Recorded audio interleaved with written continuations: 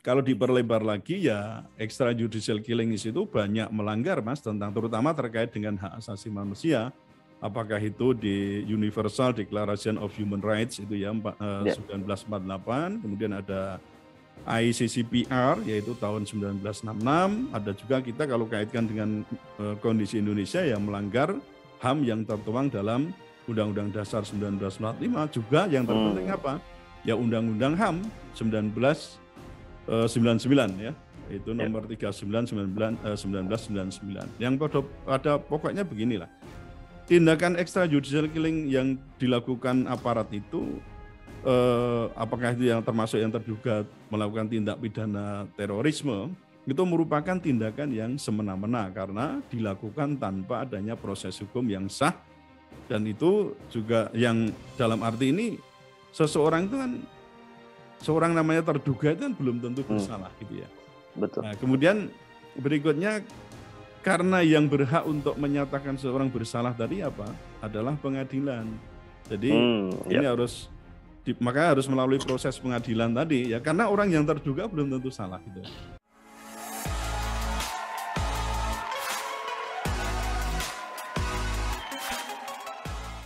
Assalamualaikum warahmatullahi wabarakatuh. Puan dan Tuan, kembali lagi di segmen Tanya Profesor di channel yang radikal, ramah, terdidik, dan juga berakal. Alhamdulillah di samping saya seperti biasa ada Prof. Suteki. Assalamualaikum Prof. Suteki. Waalaikumsalam warahmatullahi wabarakatuh. Prof. Suteki, ya, di tengah malam ya, ini tengah malam recording. Tapi memang ada kabar yang cukup pahit ya. Iya betul. Innalillah ya. Seorang dokter lembaga kemanusiaan ditembak mati oleh Densus 88 di Sukoharjo. Innalillahi wa inna ilaihi raji'un. Ya. Sukoharjo ya.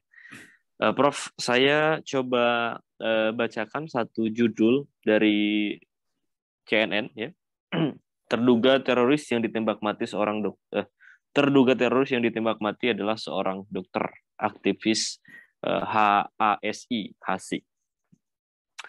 CNN, tersangka teroris yang ditembak mati oleh Detasemen Khusus atau Densus 88 Anti Teror Polri merupakan seorang dokter yang aktif di lembaga Hilal Ahmar Society Indonesia, HASI, di wilayah Sukoharjo, Jawa Tengah pada Rabu 9 bulan 3 malam.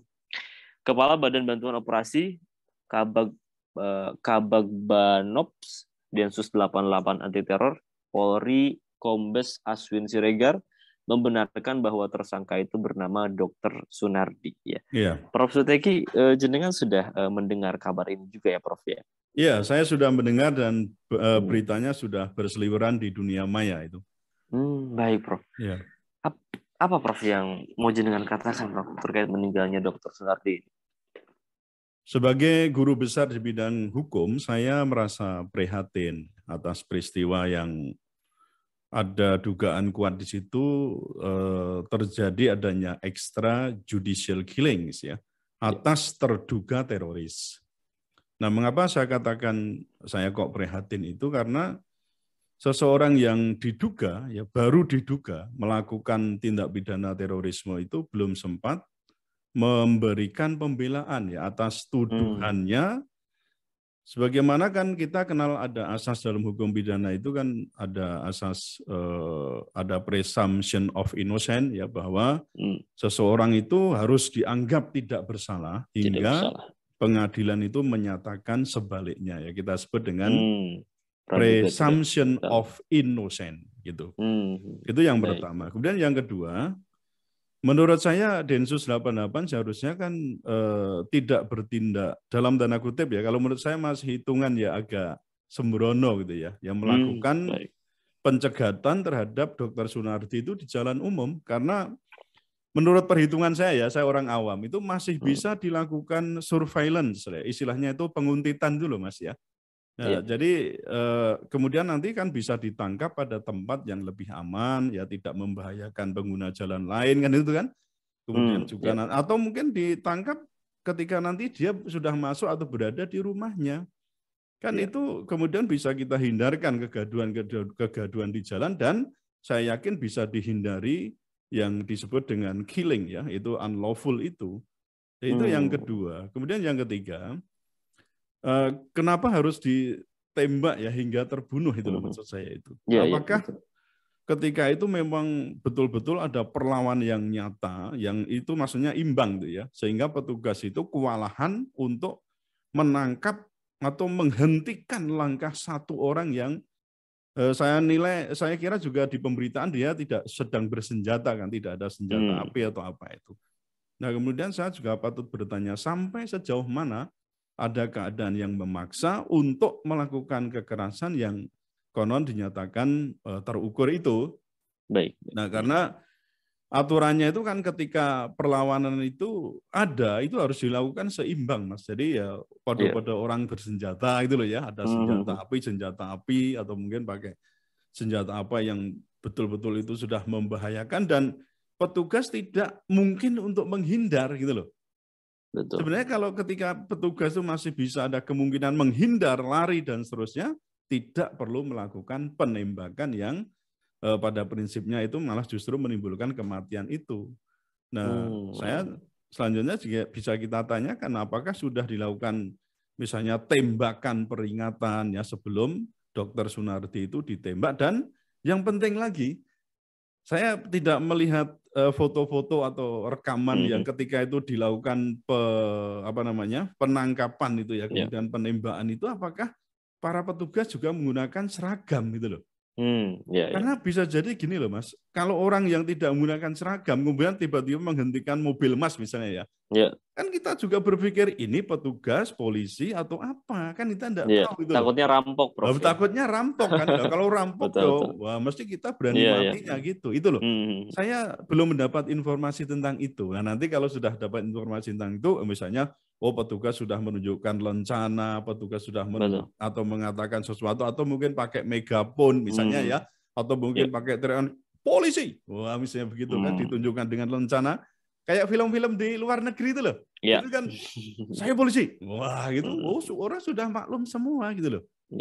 Nah kayak yang terjadi waktu itu dulu di Habib Rizik, pengawal 6 anggota Laskar FPI, pengawal Habib Rizik itu kan tidak diketahui mungkin bahwa yang menguntit atau yang menghadang atau yang memepet itu polisi gitu loh.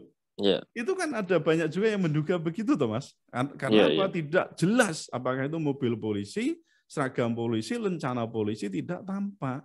Nah itu yang menurut saya itu hal ketiga yang harus kita perhatikan. Lalu yang keempat, penanganannya menurut saya kurang memperhatikan persoalan ini ya, yang sebagaimana prinsip-prinsip yang dianut dalam Perkap nomor 13 tahun 2011 itu tentang prosedur penindakan tersangka tindak pidana terorisme. Itu kan ada prinsip-prinsip legalitas, proporsional, kemudian ada keterpaduan, kemudian ada nesesitas. Dan yang kelima itu adalah akuntabilitas. Nah ini kalau kita preteli itu ya, itu sangat panjang, tapi prinsipnya saya kok melihat ini kurang komprehensif untuk dipertimbangkan dalam penanganan kasus kemarin. Baik. Saya kira itu yang perlu saya sampaikan, ada 4 hal itu. Ya. Dan 4 hal tadi turunannya banyak sekali pertanyaan-pertanyaan yang perlu dijawab dari Prof. Suteki. Betul. Baik. Ya. Sangat Prof. kompleks Suteki, itu. saya juga membaca Prof, tulisan panjang jenengan ya soal dugaan extrajudicial killing, Prof. Ya. Yang ini dilakukan Densus dari jenengan kan menghadirkan 4 fakta hukum. Dimulai dari kasus Siono, kemudian Kidam Alfarizki, kemudian Muhammad Jihad Ihsan, dan yang terakhir ini Dr. Sunardi. Betul. Mungkin bisa dijelaskan sekilas Prof tentang extrajudicial killing terhadap terduga teroris ini sebetulnya bermasalah dari sisi mananya, Prof? Jadi perlu saya jelaskan dulu ya mengenai apa itu extrajudicial killing. Extrajudicial killings itu tindakan-tindakan ya apapun bentuknya ya, yang menyebabkan seseorang itu mati tanpa melalui proses hukum dan putusan pengadilan dan itu dilakukan oleh aparat negara gitu. Ya, berdasarkan pengertian yang sederhana ini maka dapat diberikan rincian mengenai ciri-ciri dari extrajudicial killings itu. Yang pertama adalah melakukan tindakan yang menimbulkan kematian, yaitu ya tembak mati atau mungkin dengan tindakan lain. Nah, Lalu yang kedua dilakukan tanpa melalui proses hukum yang sah. Misalnya ya mulai dari harusnya kan kalau orang mau menangkap orang itu kan bisa dengan surat penangkapan, dengan ini macam-macam. Ya kayak yang kemarin dilakukan di Bogor atau di mana itu yang terhadap beberapa ustadz itu kan ada ya, ada surat penangkapan atau apa kan begitu ya. Karena ini kan tidak melakukan ini Mas, tertangkap tangan kan tidak itu. Betul. Tapi orang dinilai ini melakukan ini lah mestinya pakai prosedur yang jelas semacam itu. Kemudian yang ketiga, pelakunya adalah aparat negara, jelas. Kemudian yang keempat ini, tindakan yang menimbulkan kematian tersebut tidak dilakukan dalam keadaan membela diri atau melaksanakan perintah undang-undang. Nah, jadi dalam hal yang keempat ini mestinya begini, pembelaan terpaksa itu hanya bisa dilakukan berdasarkan tadi, saya sudah sampaikan di depan, prinsip keseimbangan. Dengan memperhatikan asas subsidiaritas, apabila seseorang yang diserang atau diancam masih bisa menghindar atau melarikan diri, maka tidak boleh polisi itu melakukan tindakan kekerasan dengan melakukan penembakan dengan dalih pembelaan terpaksa. Nah, jadi kalau diperlebar lagi ya extrajudicial killing itu banyak melanggar Mas, terutama terkait dengan hak asasi manusia. Apakah itu di Universal Declaration of Human Rights itu ya 1948, kemudian ada ICCPR yaitu tahun 1966, ada juga kita kalau kaitkan dengan kondisi Indonesia yang melanggar HAM yang tertuang dalam Undang-Undang Dasar 1945, juga yang terpenting apa? Ya Undang-Undang HAM 1999 ya, itu nomor 39 1999. Yang pada pokoknya beginilah. Tindakan extrajudicial killing yang dilakukan aparat itu, apakah itu yang termasuk yang terduga melakukan tindak pidana terorisme, itu merupakan tindakan yang semena-mena karena dilakukan tanpa adanya proses hukum yang sah, dan itu juga yang dalam arti ini seseorang itu kan, seorang namanya terduga itu kan belum tentu bersalah gitu ya. Betul. Nah, kemudian berikutnya, karena yang berhak untuk menyatakan seseorang bersalah tadi apa? Adalah pengadilan. Jadi ini maka harus melalui proses pengadilan tadi ya, karena orang yang terduga belum tentu salah gitu. Betul. Dan kesalahannya sebagaimana seberat apa juga nanti harus dibuktikan di dalam pengadilan. Jadi ketika hal-hal terutama persoalan menyangkut HAM-nya dari hak asasi manusia seseorang itu ada dilanggar, maka ya di situ terjadi pelanggaran-pelanggaran terhadap norma-norma, terutama ya terkait dengan norma hukum yang tadi sudah saya sampaikan itu. Nah, dalam hal ini sementara tindakan extrajudicial killing itu dilakukan tidak dalam keadaan pembelaan terpaksa yang tadi saya sampaikan, maka apapun itu sebenarnya tidak boleh dilakukan meskipun seseorang itu terduga melakukan tindak pidana yang dikatakan mungkin extraordinary, yang dalam hal ini terorisme juga yang sifatnya luar biasa itu ya. Nah, ini yang terorisme kan dimasukkan ke sini, padahal kalau menurut undang-undang kita itu sebenarnya dikatakan sebagai kejahatan yang serius namanya, bukan sebagai extraordinary crime gitu.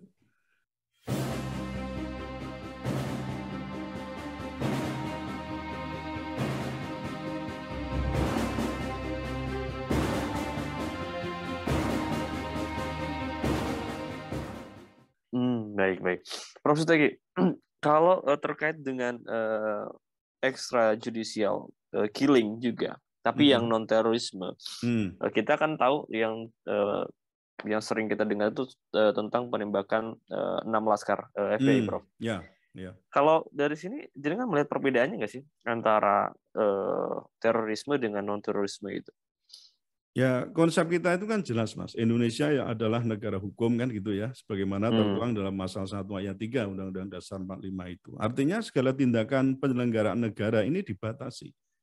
Nah, di sini negara hadir dengan konstitusi membatasi gerak langkah, nanti diturunkan ke menjadi undang-undang, kemudian ada sampai tadi yang saya sebutkan tentang perkap ya, peraturan Kapolri itu kan ya dalam rangka untuk melakukan apa? Pembatasan tindakan-tindakan yang dilakukan oleh aparat, terutama dalam ini adalah aparat penegak hukum gitu. Nah, jadi pembatasan itu sebenarnya sudah diberikan ya terhadap kelembagaan ini supaya apa? Kelembagaan tidak melakukan tindakan yang saya sebut dengan SSK, ya, suka-suka kami gitulah ya. Dengan apa ya? Dengan menabrak istilah kita ini due process of law dan juga etika penegakan hukum berkeadilan. Nah, ini beberapa kali sudah saya singgung di akun kita ini, yaitu TAP MPR nomor 6 tahun 2001. Nah, kita punya kok etika penegakan hukum tuh ada.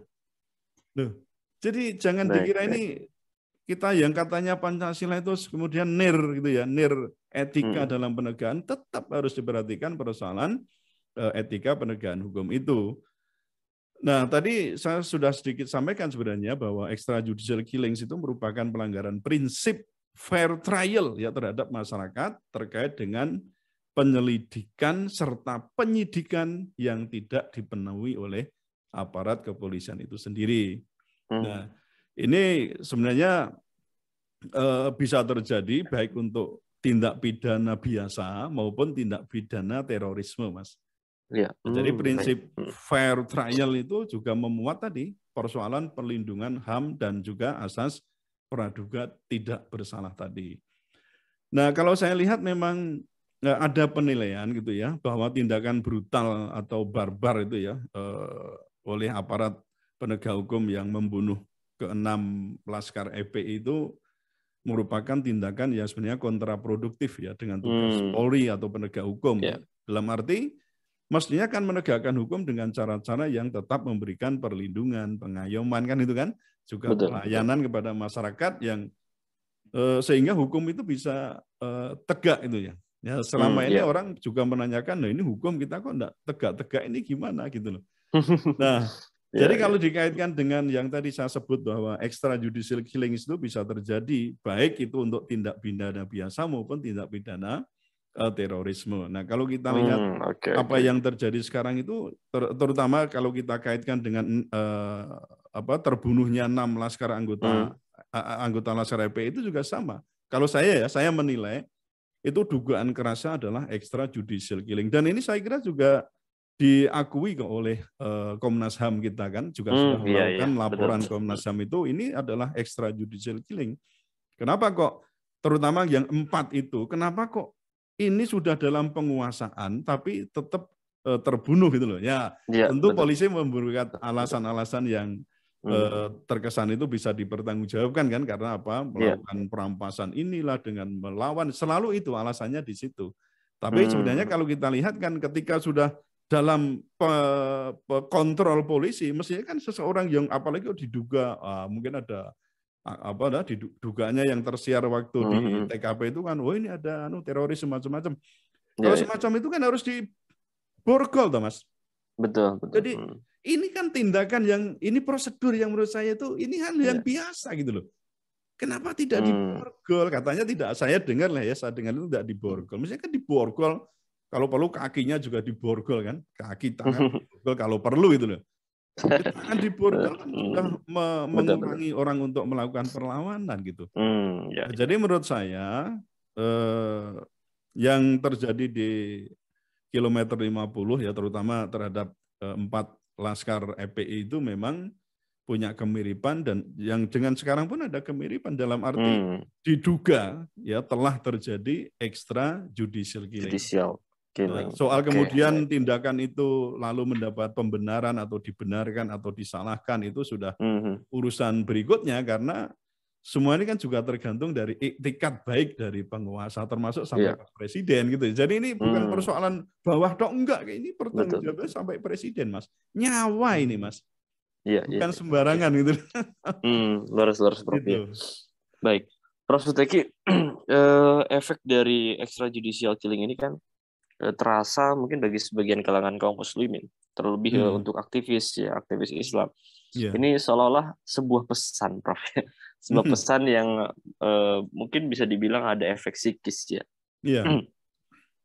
Mirip kayak ya pesan teror atau gimana, Prof. Bagaimana mungkin pesan Prof Suteki ya untuk para aktivis Islam dan juga untuk para penegak hukum sekalian, Prof, terkait dengan extrajudicial killing ini. Iya. Sebagaimana kita pahami, Barat itu kan telah menyatakan perang terhadap terorisme atau kita sebut dengan war on terrorism itu pasca runtuhnya gedung WTC ya, Amerika Serikat yang dikenal dengan teror 11 September tahun 2001 ya. Nah, sejak saat itu kan Amerika memimpin pencarian orang-orang yang diduga sebagai pelaku atau mungkin punya jaringan dengan pelaku itu, ya pelaku teror itu ke seluruh negeri, seluruh dunia. Nah, cilakanya ini terduganya adalah kelompok Islam kan itu. Maka ya mau nggak mau apa sasaran dan korban juga banyak yang jatuh dari umat Islam itu sendiri. Karena kan orang tersangka, terduga kan bisa mati kan. Belum tersangka, terduga aja bisa mati. Ya contohnya terduga, ini. Contohnya ini baru terduga loh. Kalau tersangka itu kan buktinya sudah kuat, ditetapkan, baru namanya tersangka. Ini baru terduga. Baru diduga ya, terduga. Nah, saya lanjutkan untuk tadi. Kemudian program selanjutnya itu adalah dengan menggelontorkan apa? Ya ada program, ada digelontorkan dana kan otomatis ke seluruh penjuru dunia termasuk saya yakin Indonesia termasuk itu. Kemudian ada apa itu yang pendidikan khusus untuk Densus ada, lalu juga dibentuk ada Densus 88, kemudian ada BNPT, ya kan? Nah itu kan dilakukan saya kira dalam rangka untuk program yang jelas itu mendukung program dunia ketika Amerika Serikat itu sedang memerangi namanya terorisme itu. Mau atau tidak, kita itu tidak menjadi negara yang merdeka betul kan? Kan gitu kan? Merdeka dalam arti ini jadi independen maksud saya. Bukan merdekanya kita sudah merdeka, tapi maksud saya ketergantungan kita terhadap Amerika itu kan juga sangat kuat dan kita juga dari sisi perekonomian, dari sisi apalagi pinjaman politik dan seterusnya sangat kan tergantung dengan Amerika itu. Nah prinsipnya kan kita harus pegang ini Mas. Meskipun tadi ada upaya demikian, kita umat Islam itu kan punya sikap yang jelas menolak terorisme kan itu kan. Betul. Jadi sebenarnya terorisme itu kan sering dikatakan ya terorisme tidak beragama karena memang yang sebenarnya yang melakukan teror itu kalau kita lihat ya bukan hanya orang Islam sendiri. Atau mungkin kalau diperluas, nah itu yang dilakukan Amerika di Irak itu kira-kira melakukan teror apa enggak? Di Afghanistan bagaimana? Di ini bagaimana? Itu teror apa enggak? Tapi kan mereka selalu mengatakan ini dalam rangka untuk mencapai perdamaian ya. Iya, jadi waduh repot lah kalau udah di situ.